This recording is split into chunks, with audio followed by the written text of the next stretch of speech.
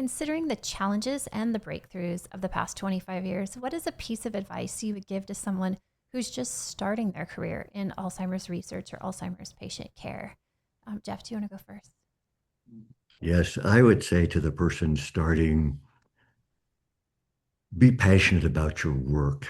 Be really into it. Let your whole spirit go into the work. Spend the time that's necessary. Make it happen. Understand it deeper and deeper. Interact with all the people you can. Bring it to life.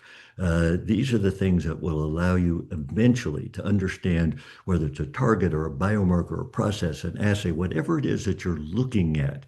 If you bring your passion to it, you have the ability to extend that to the rest of the world. And one of the things that's happened to me in my own career is I was doing something that I really was so interested in and working on it hard. And it just turned out there were a lot of people interested in it. And that was so rewarding, whether it was developing the neuropsychiatric inventory or doing our work on the pipeline. It just turns out what we were interested in had communicative value.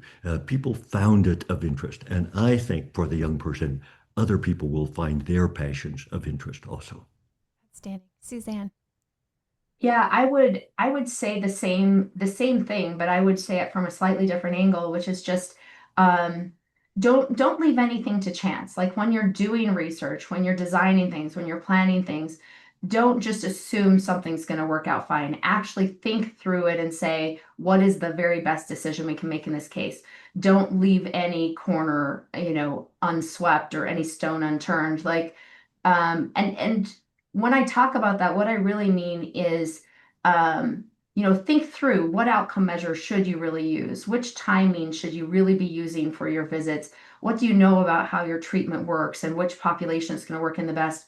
And if you get arrogant about how well you think your new intervention is going to work, and you think, you know what, it won't really matter how I design the study, this treatment is so great that it's going to be easy to see no matter what I do, then you get sloppy and it never works out as well as you want. Your treatment effect won't be quite as big as you want. And so every one of these details can make a difference.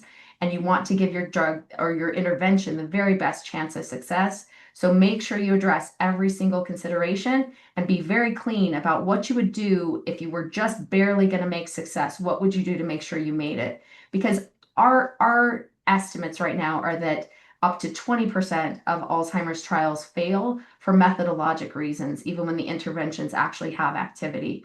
And if it's as high as 20%, then that means those people who knew their treatments work still weren't able to see success in their trial. So be very careful about how you plan and design your trial and don't take anything for granted.